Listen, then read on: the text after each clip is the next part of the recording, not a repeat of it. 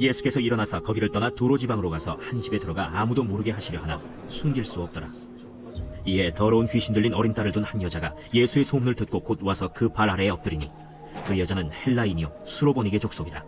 자기 딸에게서 귀신 쫓아내 주시기를 간구하거늘 자녀로 먼저 배불리 먹게 할지니 자녀의 떡을 취하여 개들에게 던짐이 마땅치 아니하니라. 주여, 올소이다 마는 상아리 개들도 아이들이 먹던 부스러기를 먹나이다. 이 말을 하였으니 돌아가라. 귀신이 내 딸에게서 나갔느니라. 여자가 집에 돌아가 본즉 아이가 침상에 누웠고 귀신이 나갔더라. 예수께서 다시 두로 지방에서 나와 시돈을 지나고 데가볼리 지방을 통과하여 갈릴리 호수에 이르시매 사람들이 귀 먹고 말 떠듣는 자를 데리고 예수께 나와 안수하여 주시기를 간구하거늘 예수께서 그 사람을 따로 데리고 무리를 떠나사 손가락을 그의 양 귀에 넣고 침을 뱉어 그의 혀에 손을 대시며 하늘을 우러러 탄식하시며 에바다. 이는 열리라는 뜻이라. 그의 귀가 열리고 혀가 맺힌 것이 곧 풀려 말이 분명하여졌더라. 예수께서 그들에게 경고하사 아무에게도 이르지 말라. 하시되 경고하실수록 그들이 더욱 널리 전파하니 사람들이 심히 놀라 그가 모든 것을 잘하였도다. 못 듣는 사람도 듣게 하고 말 못하는 사람도 말하게 한다.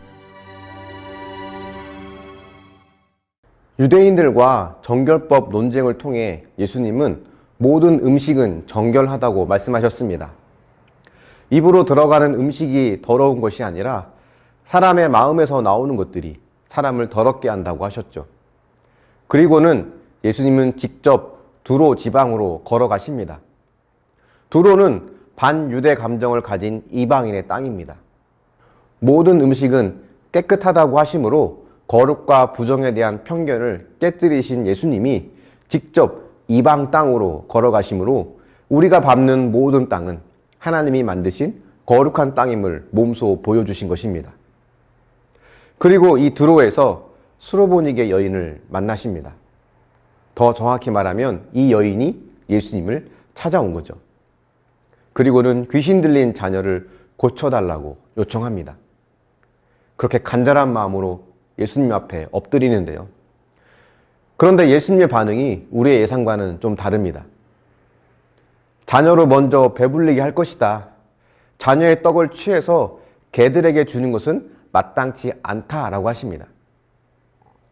이 대목을 보면 마치 이 여인을 개라고 부르면서 멸시하는 것처럼 보입니다. 하지만 예수님의 이 말씀은 사실 여인을 무시하는 내용이 아니었습니다. 유대인들이 주로 사용하는 격언 중에는 모든 어머니는 개나 다른 가축보다 먼저 자식에게 먹을 것을 주어야 한다라는 말이 있었습니다. 예수님은 그 당시 흔히 쓰이는 이 문구를 이용하면서 먼저 유대인들에게 구원과 은혜가 있을 것이라는 것을 말씀하신 겁니다. 그리고 나중에 이방인들에게 은혜와 구원이 임할 것이라고 또 말씀하신 거죠. 유대인들에게 먼저 구원의 은혜를 베풀고 그리고 그 다음 그것이 이방인으로 확장되어 가는 것이 주님께서 계획하신 구원의 순서였습니다. 하지만 유대인들은 마치 자신들만 구원의 대상이고 하나님의 백성이라는 착각을 하죠.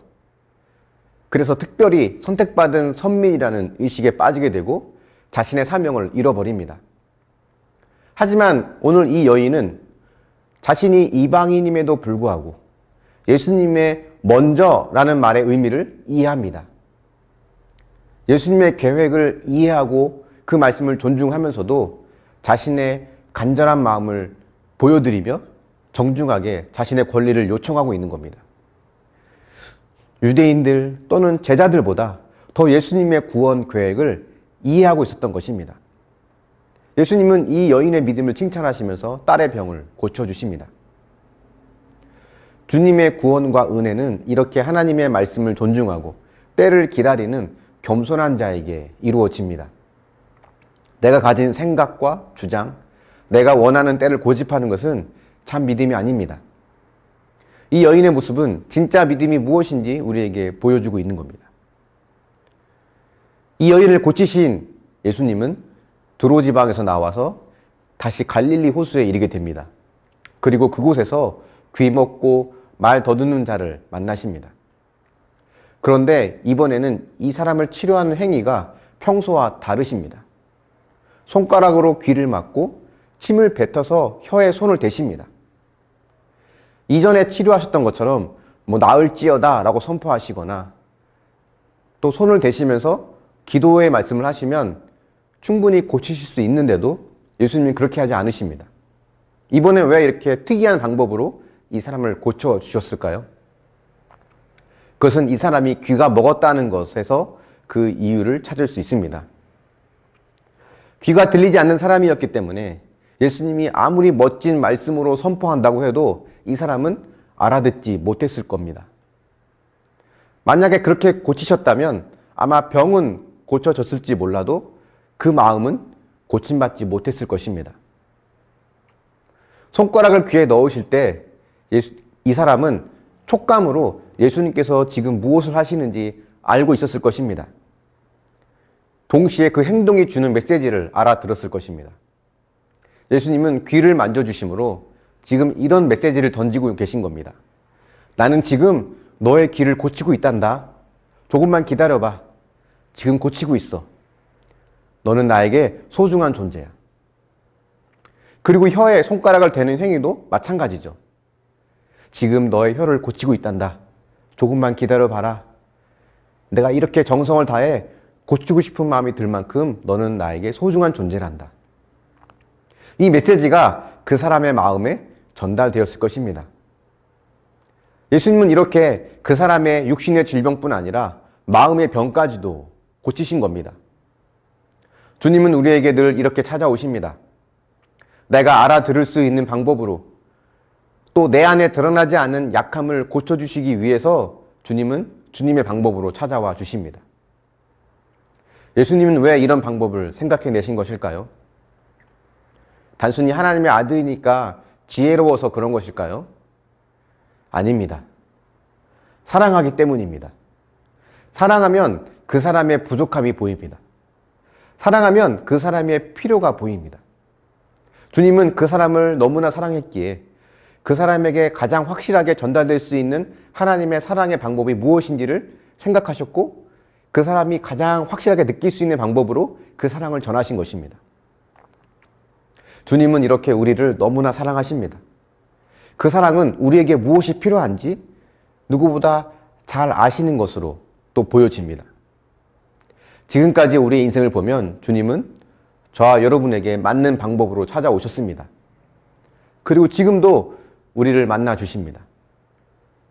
예수님의 그 마음을 기억하고 지금도 나를 찾아와서 내 마음을 두드려 주시는 하나님의 사랑을 통해서 참된 회복과 기쁨을 누리고 일어설 수 있기를 예수님의 이름으로 축원합니다. 묵상해 보십시오. 하나님의 때와 방법을 인정하고 기다리고 있습니까? 아니면 내 방법과 때를 고집하고 있습니까? 주님이 여러분에게 꼭 맞는 방법으로 찾아오신 것은 언제였습니까? 또 어떤 방법으로 만나 주셨습니까? 기도하겠습니다. 사랑의 하나님, 수로보니게 여인이 간절한 마음으로 주님을 찾아가서 주님의 말씀을 존중하고 주님의 때를 기다리는 겸손함으로 나아갔던 것처럼 주님, 우리에게도 그러한 믿음이 있기를 원합니다. 내 방법과 때를 고집하는 것이 아니라 하나님의 때와 방법을 인정하며 하나님께 믿음으로 담대히 나아갈 수 있도록 우리와 함께하여 주시기를 원합니다.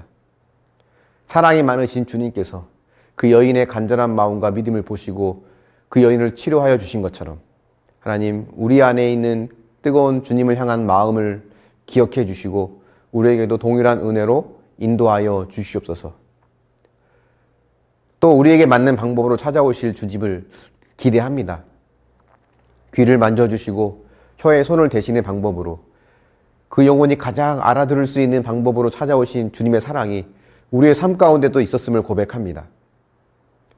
미처 나 자신도 알지 못하는 연약함을 고쳐주시기 위해서 나에게 가장 맞는 방법으로 찾아오시기 위해서 내 삶의 여러 가지 방법과 모양으로 오신 주님을 우리가 기억하며 이런 사랑으로 찾아오신 주님 앞에 나의 모두를 드릴 수 있도록 인도하여 주시옵소서. 주님의 이 사랑을 우리가 깨닫고 또 감사하며 그 사랑으로 인한 회복을 온전히 경험하며 기쁨을 누리며 살 수 있도록 이끌어 주시고 함께하여 주시옵소서. 감사드리며 예수님의 이름으로 기도합니다. 아멘.